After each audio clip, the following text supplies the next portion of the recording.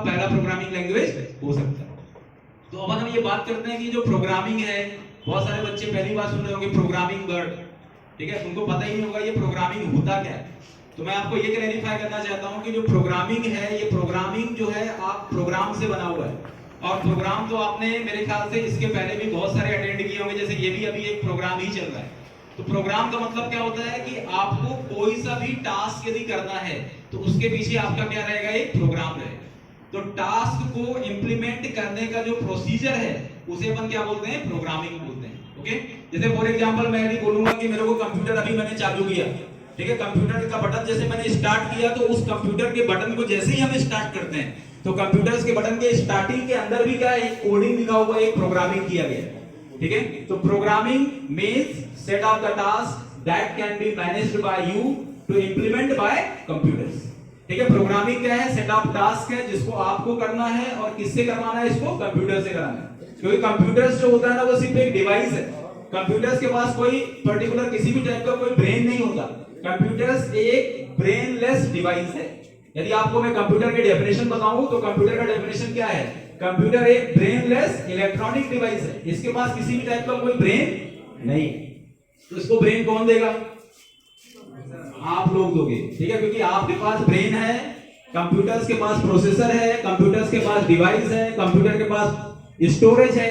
ठीक है, ये सभी चीजें कंप्यूटर्स के पास है। कंप्यूटर के पास बस एक चीज की कमी है, इस चीज की कमी है, ब्रेन की। और ये ब्रेन देने का काम किसका है, प्रोग्रामर का। ओके, तो मैंने आपको यही समझाया कि आप जो भी प्रोग्रामिंग यूज करेंगे, जो भी प्रोग्राम बनाएंगे, वो किसके लिए बनाएंगे, आपका जो भी टास्क है उस टास्क को कंप्यूटर से आपको करवाना है। जैसे मैं यदि आपको बोलूं कि मुझे 2 नंबर के एडिशन जो है वो आपको कंप्यूटर्स के थ्रू करवाना है, कॉपी पे तो सभी कर लेंगे, क्योंकि मेरे ख्याल से मोस्टली मैथमेटिक्स बैकग्राउंड के होंगे, और नहीं भी होंगे तो एडिशन तो सभी को आता ही है 2 नंबर्स का। पर ये जो 2 नंबर का एडिशन कर रहे हो आप, ये आपको नहीं करना है, ये ब्रेन आपका होगा, लेकिन डिवाइस किसका होगा, कंप्यूटर्स का। तो कंप्यूटर्स डिवाइस के थ्रू आपको एडिशन कराना है, तो इसके लिए क्या करना पड़ेगा, आपको कोई ना कोई लैंग्वेज आपको सीखना पड़ेगा। तो मतलब हम प्रोग्रामिंग के अंदर का कोई भी टास्क यदि कंप्यूटर से करवाना है तो कंप्यूटर आपके प्रोग्रामिंग के अंदर का जो टेक्सचुअल पार्ट है, मतलब जो प्रोग्रामिंग में आप सोचते हो उस तरीके की बात वो नहीं समझता। कंप्यूटर्स को प्रोग्रामिंग के अंदर की चीजों को समझाने के लिए उसके अंदर के अलग अलग टाइप के क्या होते हैं, लैंग्वेजेस होते हैं। ओके, तो उन्हीं लैंग्वेजेस पे हमारा पूरा का पूरा इंप्लीमेंटेशन होगा। ओके, यदि आप मेरे को डिजिटली कनेक्ट होना चाहते हैं तो शिवा कॉन्सेप्ट सॉल्यूशन का हमारा यूट्यूब चैनल भी है और हमारा इंस्टाग्राम का पेज भी है, यहां से भी आप हमसे कनेक्ट हो सकते हैं। हम यहाँ पे बहुत सारे अलग अलग टाइप के फीड्स और टेक्नोलॉजी के ऊपर बहुत सारे अलग अलग टाइप के वेबिनार, सेमिनार, वर्कशॉप, ठीक है, और जो भी टेक्नोलॉजी में कुछ नए पॉइंट्स आते हैं वो हम इसके अंदर इंप्लीमेंट करते हैं। ओके, तो प्रोग्रामिंग लैंग्वेज की बात मैं कर रहा था। प्रोग्रामिंग लैंग्वेज के अंदर यदि आपको किस तरीके से एडिशन का प्रोग्राम किस तरीके से बनाना है, उसके लिए क्या करना रहेगा, तो उसके लिए आपके पास ये सभी प्रोग्रामिंग लैंग्वेज का क्या है, सेट। ठीक है, इन प्रोग्रामिंग लैंग्वेज में से किसी भी प्रोग्रामिंग लैंग्वेज पे आप मास्टरी कर सकते हो। अब बहुत सारे बच्चों के दिमाग में ये रहता है कि वो एक साथ ये पांचों पढ़ना चाहते हैं, तो एक साथ तो कोई भी प्रोग्रामर एक साथ कभी भी प्रोग्रामिंग लैंग्वेज नहीं सीख सकता। तो प्रोग्रामिंग लैंग्वेज का वैसे देखा जाए तो कोई ऑर्डर नहीं होता, there are no any order to learn programming language. आप कोई सा भी प्रोग्रामिंग लैंग्वेज कहीं से भी सीख सकते हो। ऐसे बहुत सारे बुक्स में लिखा रहता है पहले सी पढ़ना चाहिए, पहले सी प्लस प्लस पढ़ना चाहिए, पहले जावा पढ़ना चाहिए, पहले पीएचपी पढ़ना चाहिए, पहले पाइथन पढ़ना चाहिए। ऐसा कोई ऑर्डर नहीं है। जिसने भी प्रोग्रामिंग लैंग्वेज बनाया है ना, उसने कभी भी कोई ऑर्डर नहीं बनाया। ठीक है, ऑर्डर तो हम अपने अकॉर्डिंग सेट कर सकते हैं, लेकिन फिर भी आज के डेट में सबसे ज्यादा जो पॉपुलर प्रोग्रामिंग लैंग्वेज है, जिस प्रोग्रामिंग लैंग्वेज पे आपका कमांड होना चाहिए, वो मेरे ख्याल से बहुत सारे बच्चों को पता भी होगा, क्योंकि आजकल 11th और 12th क्लास में भी ये प्रोग्रामिंग लैंग्वेज पढ़ाई जाने लग गई है। ठीक है, that is called Python. Okay, तो पाइथन आपके लिए सबसे बेस्ट चॉइस है। ठीक है, और इसका सबसे बड़ा बेनिफिट ये होता है कि ये लैंग्वेज एक ऐसी लैंग्वेज है कि आपको फील ही नहीं कराएगा कि आप कोई प्रोग्रामिंग लैंग्वेज सीख रहे हो या किसी प्रोग्रामिंग लैंग्वेज में काम कर रहे हो। पाइथन का जो कोड स्ट्रक्चर ऐसा कोड स्ट्रक्चर है कि जैसे आपको इंग्लिश के अंदर कोई ऐसे राइटिंग कर रहे हो, इस तरीके से प्रोग्रामिंग आप कर सकते हो। मतलब programming without any extra effort, आपको बिना कोई एक्स्ट्रा एफर्ट किए हुए यदि कोई प्रोग्रामिंग करना है तो उसके लिए सबसे बेस्ट प्रोग्रामिंग कौन सा है, पाइथन। ठीक है, मतलब पाइथन का कोड मैं अभी आपको करके दिखाऊंगा, आपको बहुत ही आसानी से लिख सकते हो, जैसे आप इंग्लिश का स्टेटमेंट लिखते हो वैसे। दूसरा प्रोग्रामिंग है रिएक्ट। मेरे ख्याल से रिएक्ट और एंगुलर, ये दो ऐसे प्रोग्रामिंग होते हैं जो डिजाइनिंग पे बेस्ड है।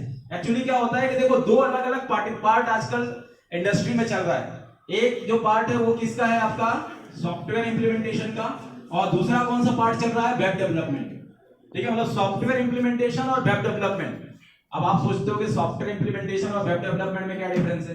तो सॉफ्टवेयर इंप्लीमेंटेशन मतलब जैसे आप एमएस ऑफिस का सॉफ्टवेयर चलाते हो, नोटपैड चलाते हो, ब्राउजर्स में क्रोम चलाते हो, कन्वर्टर चलाते हो, जैसे आपको जेपीजी से पीएनजी में कन्वर्ट करना है, वर्ड को जेपीजी में कन्वर्ट करना है, वर्ड को पीडीएफ में कन्वर्ट करना है, इसे अपन क्या बोलते हैं, सॉफ्टवेयर इंप्लीमेंटेशन। तो उसके लिए सबसे बेटर क्या है, आपका पाइथन।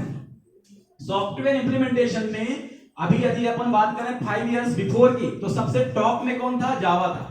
पर अब 5 इयर्स यदि अभी हम अपन करंट सिचुएशन की बात करें, तो सॉफ्टवेयर इंप्लीमेंटेशन में सबसे ज्यादा यूज होने वाली लैंग्वेज कौन सी है, पाइथन। तो आपका यदि सॉफ्टवेयर इंडस्ट्री के अंदर यदि आपको एप्लीकेशन प्रोग्रामिंग में जाना है, आपको सिस्टम प्रोग्रामिंग में जाना है, आपको सॉफ्टवेयर इंप्लीमेंटेशन में जाना है, तो आपके लिए सबसे बेस्ट प्रोग्रामिंग लैंग्वेज कौन सा है, पाइथन। ठीक है, क्योंकि पाइथन लैंग्वेज एक ऐसी लैंग्वेज है जिसके अंदर आप पास्ट, प्रेजेंट और फ्यूचर, ये तीनों टाइप की टेक्नोलॉजीज के अंदर के इंप्लीमेंटेशंस को कवर कर सकते हैं। पास्ट मतलब जो पुराने टाइप के एप्लीकेशंस है वो भी हम पाइथन से बना सकते हैं। जो हमारे पास आज की डेट में जो मॉडल एप्लीकेशन चल रहा है वो भी आप पाइथन से बना सकते हैं। और जो फ्यूचरिस्टिक अप्रोच की एप्लीकेशन है, for example artificial intelligence, AI हो गया, एमएल हो गया, डेटा साइंस हो गया, डेटा एनालिटिक्स हो गया, ये ऐसे सेगमेंट्स हैं इनके बारे में मैं आपको सिर्फ अभी नाम ही ले सकता हूं कि ये अपने आप में एक बहुत बिग टॉपिक है। ठीक है, तो मतलब जो फ्यूचर की टेक्नोलॉजीज हैं जैसे artificial intelligence, machine learning, data science, इन सभी टाइप के एप्लीकेशंस को इंप्लीमेंट कौन कर सकता है, पाइथन कर सकता है। तो पाइथन वर्ल्ड की सबसे पावरफुल प्रोग्रामिंग लैंग्वेज है और ये लैंग्वेज सीखना भी बहुत आसान है। रिएक्ट और एंगुलर, ये जो दो लैंग्वेज हैं, ये लैंग्वेज किसके लिए यूज होता है, वेब के लिए।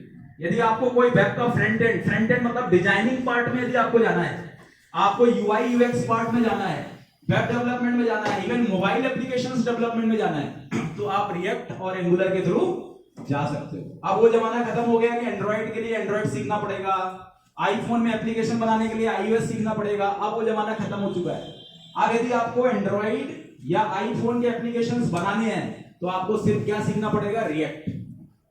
और रिएक्ट किस कंपनी ने बनाया, ये बहुत ही पॉपुलर कंपनी है जिसको इंडिया का हर बंदा जानता होगा जिसने रिएक्ट बनाया। ठीक है, वो कंपनी का नाम है फेसबुक। ठीक है, facebook.com मेरे ख्याल से सभी लोग चलाते होंगे। ठीक है, तो सोशल इंजीनियरिंग का सबसे बड़ा प्लेटफॉर्म कौन सा है, फेसबुक है। तो फेसबुक कंपनी का पूरा जो इंप्लीमेंटेशन है, मतलब फेसबुक कंपनी ने पूरा रिएक्ट जेएस को बनाया है। और रिएक्ट जेएस के अंदर भी दो पार्ट है, React JS for web applications और React Native for mobile applications. तो रिएक्ट नेटिव से आप एंड्रॉइड के एप्लीकेशंस और आईओएस के एप्लीकेशंस एक एचटीएमएल स्टैंडर्ड का कोडिंग लिख के बना सकते हो। मतलब यदि आपको सिर्फ एचटीएमएल का नॉलेज है और किसी भी थर्ड पार्टी लैंग्वेज का नॉलेज नहीं है और आपको कोई आईफोन के अंदर एप्लीकेशंस बनाने के लिए बोले तो आप सिर्फ एचटीएमएल का नॉलेज लेकर के आप आईओएस के एप्लीकेशंस बना सकते हो। किसके थ्रू, रिएक्ट के थ्रू। इसलिए आज के डेट में जो कंपनी मोबाइल टेक्नोलॉजी पे काम करती है 90% वो कंपनी के अंदर रिक्वायरमेंट किसकी है, रिएक्ट की रिक्वायरमेंट है। और बहुत आसानी से आप इसको सीख सकते हो। इसको सीखने के लिए आपको सिर्फ एचटीएमएल लैंग्वेज का नॉलेज होना चाहिए और वर्ल्ड की सबसे सरल लैंग्वेज, पाइथन से भी सरल लैंग्वेज कौन सी लैंग्वेज है, एचटीएमएल। क्योंकि एचटीएमएल को सीखना सबसे सरल है। अभी मैं आपको एचटीएमएल का भी कोड बताऊंगा कितना आसानी से आप मैनेज कर सकते हो। इसके अलावा गूगल ने भी अपना लैंग्वेज अभी लॉन्च किया है जिसका नाम है गो लैंग्वेज। ठीक है, गो लैंग्वेज स्पेशली फॉर गूगल। और ये किसके लिए होता है, गूगल का मैप तो सभी चलाते ही होंगे, आपने देखा होगा गूगल मैप से कितना ज्यादा रिवोल्यूशन हो गया इंडिया के अंदर।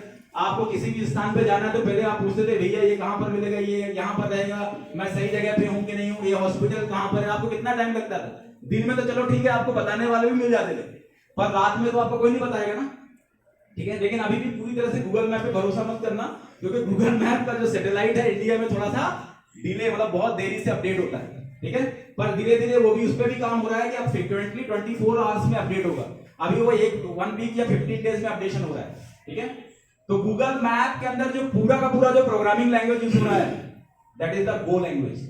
और गो लैंग्वेज के थ्रू मैप बनाना, पाथ बनाना या डेटा स्ट्रक्चर के जो एल्गोरिथम्स होते हैं उनको बहुत आसानी से मैनिपुलेशन हम कर सकते हैं। और गो लैंग्वेज और पाइथन लैंग्वेज दोनों सगे भाई जैसे दिखेंगे आपको।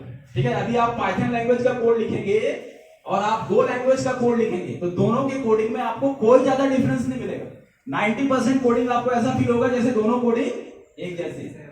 Okay, the fourth one is the most popular language is the, और लास्ट जो है आपका C++। ठीक है, ये लैंग्वेज क्या है, देखो इसका अभी रियल टाइम इंप्लीमेंटेशन में यूज तो है पर इंडिया में इसमें ज्यादा कोई स्कोप नहीं, क्योंकि हमारी जो इंडिया कंट्री है उसके अंदर जो सॉफ्टवेयर एप्लीकेशंस जो डेवलपमेंट होते हैं वो पूरी तरह से क्या है, एप्लीकेशन प्रोग्रामिंग पे हम लोग काम करते हैं, और एप्लीकेशन प्रोग्रामिंग पे C++ का इतना ज्यादा स्कोप नहीं है। पर ये मदर लैंग्वेज है, C++ क्या है, मदर लैंग्वेज समझते हो। जितने भी लैंग्वेजेस बनाए गए हैं उन सभी लैंग्वेजेस का जो रिसर्च किया गया है वो कहां से किया गया है, C और C++ से किया गया है। इसलिए C++ तो मैं ये बोलता हूं कि सभी को सीखना चाहिए। बस ये है कि C++ से आप कोई एप्लीकेशन नहीं बना पाएंगे, क्योंकि C++ से सिस्टम प्रोग्रामिंग होती है, और सिस्टम प्रोग्रामिंग मतलब ऑपरेटिंग सिस्टम जैसा एप्लीकेशन आप बना सकते हो। और मेरे ख्याल से कोई भी फ्रेशर कैंडिडेट के अंदर इतना ज्यादा माइंड सेटअप नहीं होता कि वो ऑपरेटिंग सिस्टम जैसा एप्लीकेशन बना सके। इसलिए फंडामेंटल के लिए C++ भी अच्छा है। यदि आपके